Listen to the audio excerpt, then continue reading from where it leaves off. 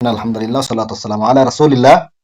আহ, ইতিমধ্যেই যারা পবিত্র হজ পালন করার নিয়ত করেছেন, আপনারা মোটামুটি হজের যে নিবন্ধন বা অর্থ জমা দেওয়া সবটাই শেষ করেছেন। আপনারা এখন দিন গুনছেন, পহর গুনছেন যে কবে মদিনাতুল মুনাওয়ারা বা মক্কাতুল মুকাররমায় আপনারা পৌঁছবেন। সেই হিসেবে আপনারা হয়তোবা অনেকেই প্রস্তুতি নিচ্ছেন। আপনাদের এই সফর কল্যাণকর হোক এবং বিপদমুক্ত হোক, দোয়া করি। তবে আমরা প্রতি বছরই বাংলাদেশ থেকে লক্ষাধিক মানুষ হজ পালন করে থাকি, কিন্তু দুঃখজনক হজের যে আহকাম বিষয়, এই বিষয়ে আমাদের প্রাতিষ্ঠানিক কোনো পড়াশোনা বা আলোচনা না থাকায় এই বিষয়গুলো আমরা ভুলে যাই বা আমাদের স্মরণে থাকে না।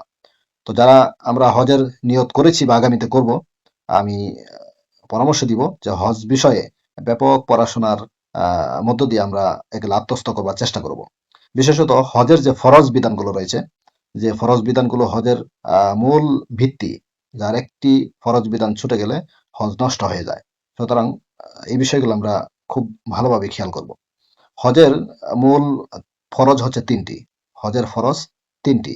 এক নম্বর হচ্ছে ইহরাম পরিধান করা।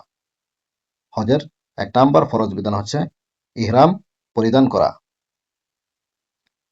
দ্বিতীয়ত হচ্ছে উকুফে আরাফা করা, অর্থাৎ ৯ জিলহজ আরাফার ময়দানে অবস্থান করা হজের ২ নম্বর ফরজ বিধান। হজের ৩ নম্বর ফরজ বিধান হচ্ছে তাওয়াফে জিয়ারা করা, অর্থাৎ ১০ জিলহজের শুভেচ্ছা দিকের পর থেকে নিয়ে ১২ জিলহজ সূর্যাস্তের আগে তাওয়াফে জিয়ারা সম্বোধন করা। তো এই মূল ৩টি ফরজ, যার একটি ছুটে গেলে হজ নষ্ট হয়ে যায়। সুতরাং আমরা এই ৩টা বিষয় খুব খেয়াল করে সম্পাদন করব। আল্লাহ সুবহানাহু ওয়া তাআলা আমাদের প্রত্যেককে কবুল উমরার নসিব নসিব দান করুক। আমিন। আসসালামু আলাইকুম ওয়া রাহমাতুল্লাহি ওয়া বারাকাতুহু।